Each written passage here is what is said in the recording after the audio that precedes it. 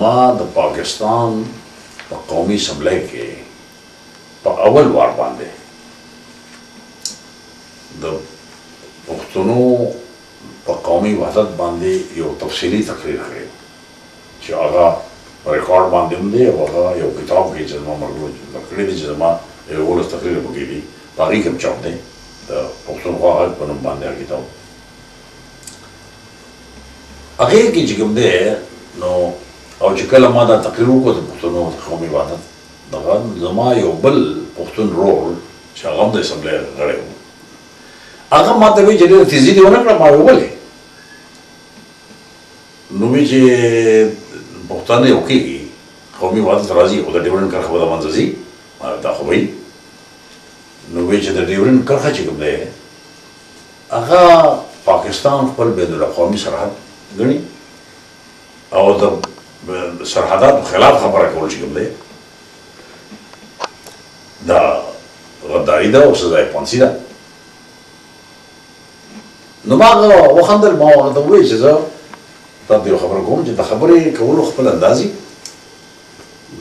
دې زما ګرېوان ته لاس ورزولی شي خو ما د دې د هغه مشر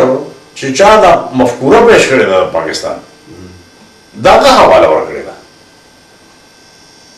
نو ما وایي چې هغه علامه اقبال دی او علامه اقبال وایي چې آسیا یک پیکره ابو گلست ملت افغان در آن پیکر دل است از فسادی و فسادی آسیا در کشادی و کشادی آسیا نو ما وی چې هغه علامه اقبال وایي چې اشیاء وجود دی د زړه ملت افغان دی د افغان یو حیثیت نه ده ویلی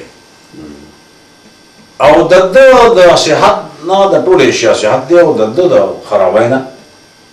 د ټولې اشیاء خرابي ده نو ما یوازې پاکستان نه ویلي د ټولې اشیاء نو چې د پاکستان فرض جوړیږي چې د مفکر پاکستان دا مفکوره مخکې کړي نو پکار خدا وه چې پاکستان جوړ شوی چې په دویمه ورځ چې کوم دی هغه د پښتون قومي وحدت دپاره چې کوم دی اقدامات اخیستي وي نو چې هغه وانغسته نو خو دغه مفکورو سرته نه رسي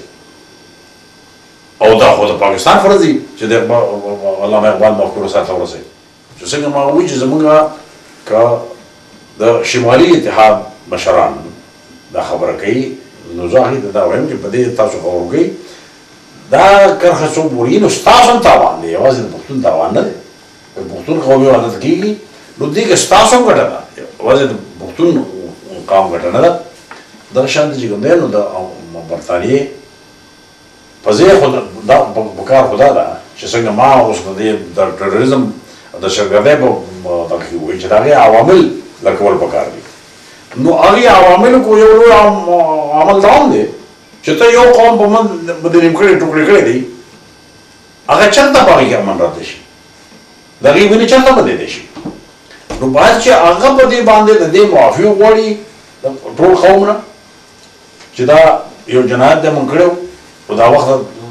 تقاضا سره مو کړي او اوس خپل قوا د دې سره لګي چې دا قوم خپل وحدت حاصل کړي نه هغه نن هم په دې کې حایل دي چې هغه مونږ ته افغانستان ته وایي چې څنګه دا منظور ویلي دي چې که دا په رسمیت وپېژندلی شي دا کرښه نو دا به د افغانستان کشالۍ سرته ورسي دا به د افغانستان کشالۍ زیاتوي دا سرته نه شي رسولی چې ما څنګه ووایې چې کوم حکومت د پاکستان د صدر اعظم په صدارت کې جوړ شوی و هغې هم نه دی تسلیم کرښه نه ده تسلیم کړې طالبان چې دې تربیه کړي وو هغې هم نه ده تسلیم کړې ځکه چې دا غیر فطري ده غیر قانوني ده غیر آئیني ده دا کیدی نه شي چې څوک دغه کړي د هغې نه علاوه بل سړی خو بل حکومت خو دا مسله نه پیدا کېږي چې هغه تسلیم کړي خارجه قوتونه چې اوس انګلستان مخکې د خپلو مفاداتو لپاره عمل کړی دی نن هم د خپلو مفاداتو لپاره نو تاوان اخیستلی هغه به زمونږ دی که نه هغه به هلته کېناست